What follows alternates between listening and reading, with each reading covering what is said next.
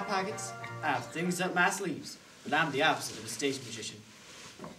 He gives you illusions in the appearance of truth, while I give you truth in the pleasant disguise of illusion. To begin with, I turn back time. I go back to that quaint period of the 30s, where the huge middle class of America was matriculating in a school for the blind. Their eyes had failed them, or they'd failed their eyes, were having their fingers pushed forcibly down on a fire-braille alphabet of a dissolving economy. In Spain, there was revolution. Here, there was only shouting and confusion. In Spain, there was Guernica. Here, there was disturbances of labor, somewise pretty violent, and otherwise peaceful in such cities as Chicago, Cleveland, St. Louis. This is the social background of the play. The play is a memory, and being a memory play is sentimental, dim-lighted, and it's not realistic. In memory, everything seems to happen in music. That explains the fiddle and the wings. I'm the narrator of the play. I'm also a character in it, along with my mother Amanda, my sister Laura, and a gentleman caller who will be appearing in the final scene. He's the most realistic character in the play, being an emissary from a world we're somehow set apart from. But since I have a poetic weakness for symbols, I'm also using this character as a symbol. He's a long-awaited but always expected something I will live for. There's a fifth character in the play who doesn't appear except from this larger-than-life photograph over the mantel. This is our father, who left us some time ago. He was a telephone salesman who fell in love for long distances. He's left his job at the telephone company and skipped a life fantastic out of town.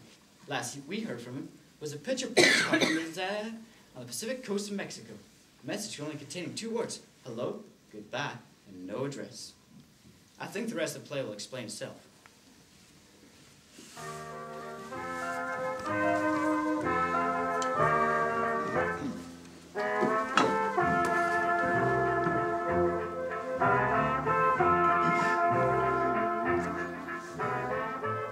Tom? Yes? We can't say grace until you come to the table. Coming, Mother.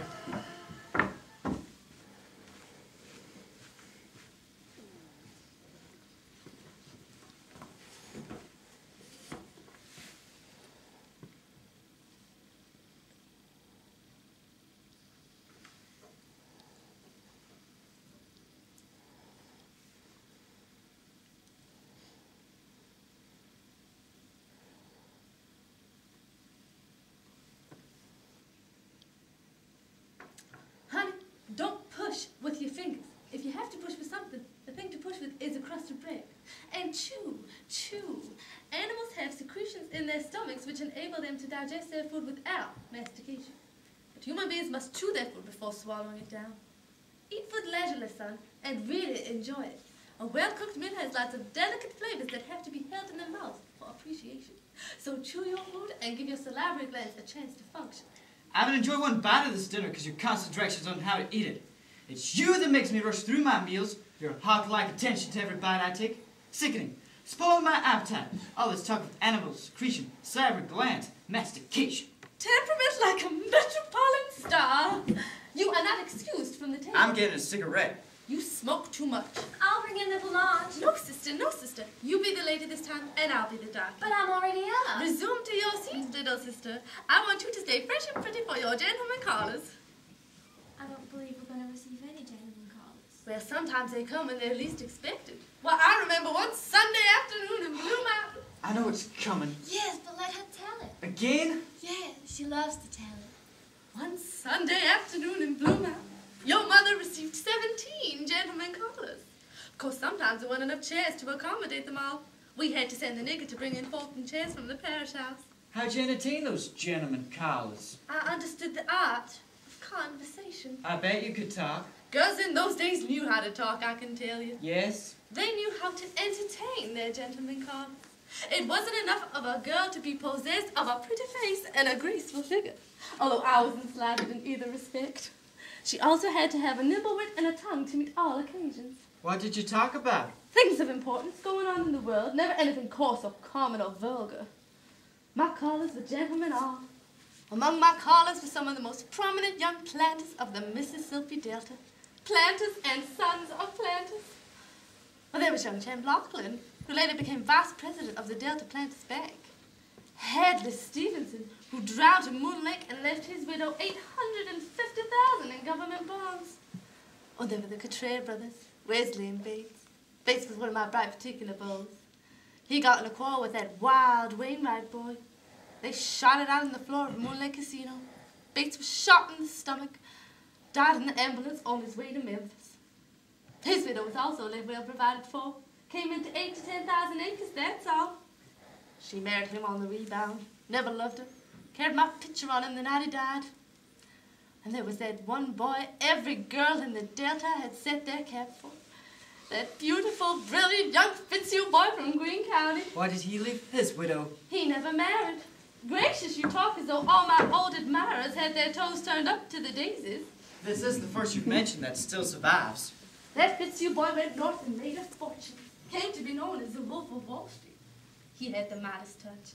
Everything he touched would turn to gold. And I could have been Mrs. Duncan J. Fitzhugh, mind you. But I picked your father.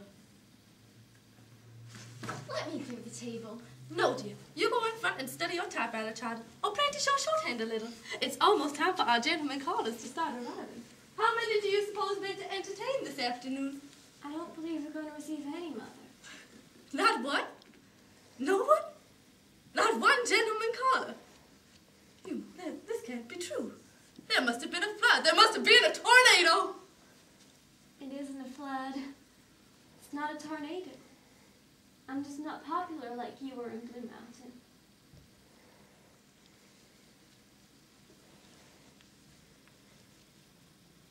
Mother's afraid I'm going to be an old maid.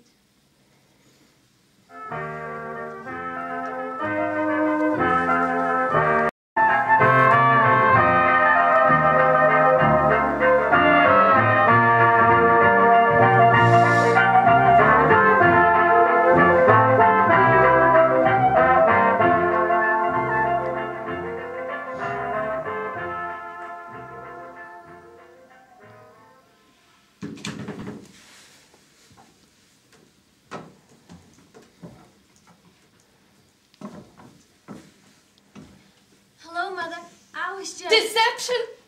Deception! How was the DAR meeting? Didn't you go to the DAR meeting, Mother? No, no. I did not have the strength to go to the DAR. In fact, I did not have the courage. I wanted to find a hole in the ground and hide myself in it forever. Why? Why did you do that? Why? How old are you, Laura? Mother, you know my age. I thought you were an adult. It seems that I was mistaken. Please don't stare at me, Mother. What are we going to do? What is going to become of us? What is the future? Has something happened?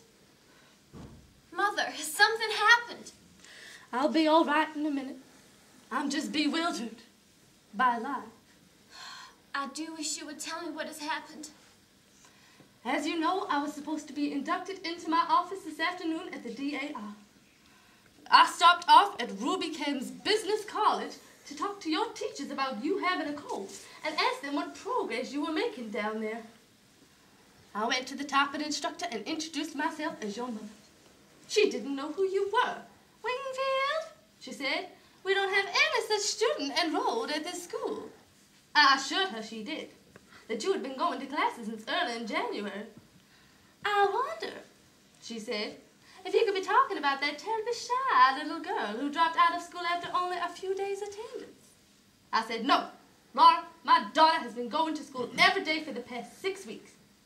Excuse me, she said. She took out the attendance book and there was your name unmistakably printed. And all the dates you were absent until they had decided you dropped out of school. I still said, no, there must have been some mistake. There must have been some mix-up in the records. Then she said, no, I remember her perfectly now. Her hands shook so she couldn't hit the right keys. The first time we gave her a speed test, she broke down completely, was sick at the stomach and had to be carried out into the washroom. After that, she never showed up anymore. We tried calling the house, but never got any answer. Well, I was working at Famous and Bar, I suppose. Demonstrating those. Oh, I felt so weak I could barely keep on my feet. I had to sit down while they got me a glass of water.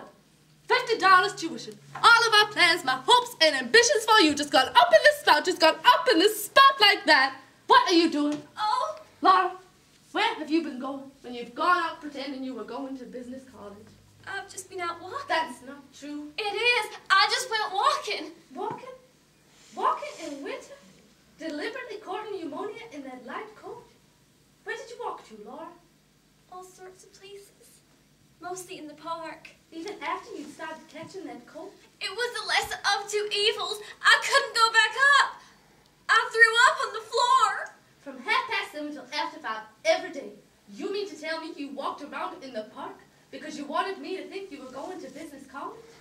It wasn't as bad as it sounds. I went inside places to get warmed up. Inside where? I went to the art museum and the birdhouses at the zoo. I visited the penguins every day. Sometimes I did without lunch and went to the movies. Lately I've been spending most of my time at the jewel box. That big glass house where they raise the tropical flowers. You did all this just to deceive me? Just for deception? Why?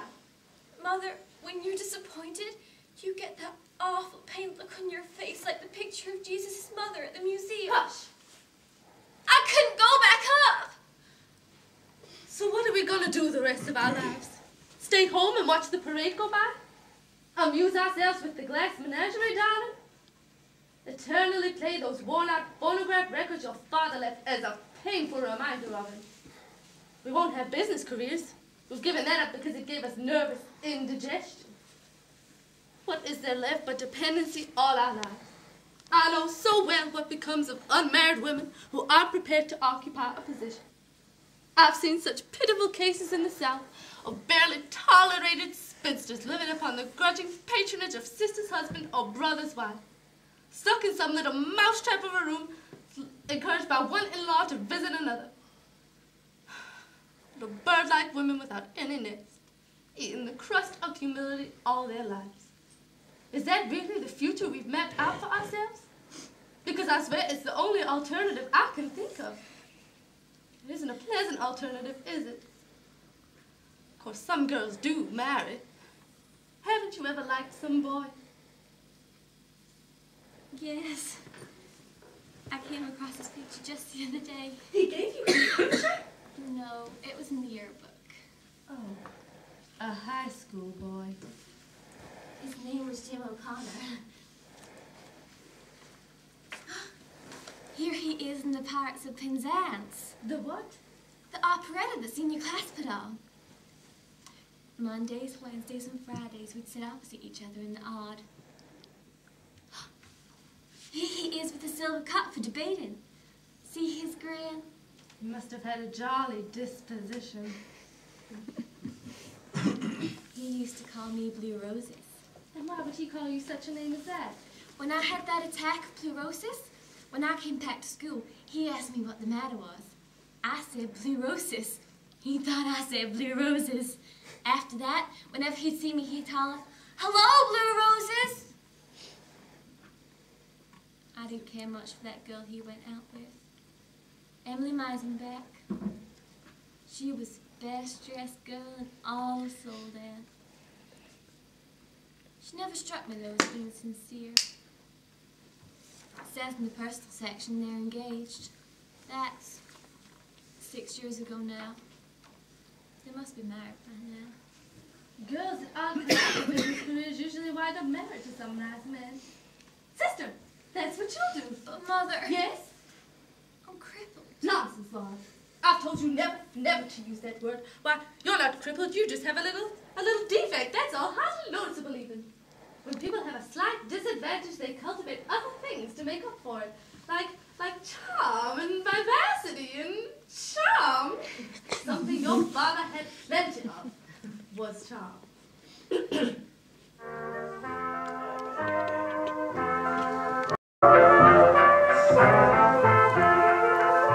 Why are you trembling? You've made me so nervous. How have I made you nervous? By all this fuss. You make it seem so important. I don't understand you, Laura. You can't be satisfied just staying at home, but whenever I try to arrange something for you, you seem to resist it. Now, just take a look at yourself. No, wait, just a moment. I have an idea. What is it now? They call them gay deceivers. I won't wear them. You will. Why should I? Because, to be painfully honest, your chest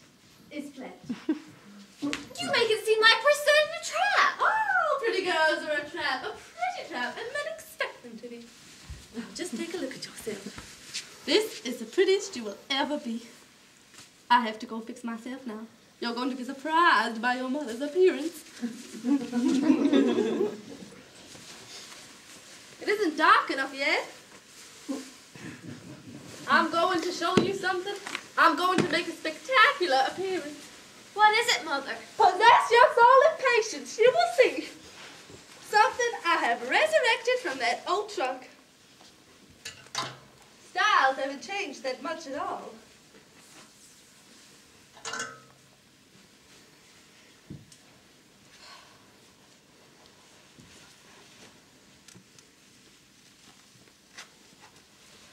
Now just take a look at your mother. This is the dress in which I led the cotillion. Won the cakewalk prize at Sunset Hill. Wore one spring to the governor's ball in Jackson. See how I sashayed around the ballroom, Laura? I hope they get here before it starts to rain. I gave your brother a little extra money so he and Mr. O'Connor could take the service car home. What did you say his name was? O'Connor? What was his first name? Oh, I don't remember. Oh, yes, I do. Yes, I do. It was Jim. Jim. Yes, yes. I've never known a Jim that wasn't nice. Are you sure his name was Jim O'Connor? Yes. Why? Is he the Jim Tom knew in high school? Oh, he never said. I think he just got to know him down at the warehouse. There was a Jim O'Connor we both knew in high school. If it is him, you'll have to excuse me. I won't come to the table. What sort of nonsense is this? You asked me once if I ever liked a boy. Don't you remember I showed you that boy's picture? You mean the boy from the yearbook? Yes, that boy. Laura. Laura, were you in love with that boy? I don't know. All I know is, if it is him, I can't come to the table. It won't be him. It isn't the least bit likely. But whether it is or not, you will come to the table. You will not be excused. I'll have to be. I don't intend to humor your silliness, Laura. I have enough of that from you and your brother both. So just stay there and compose yourself. You'll have to let them in when they arrive because your brother's forgotten his teeth. No, Mother, please, no, you answer the door. I'll be in the kitchen, busy. No, Mother, please, don't make me answer that door. I have to fix the dressing for the salmon. Fuss, silliness over a gentleman caller.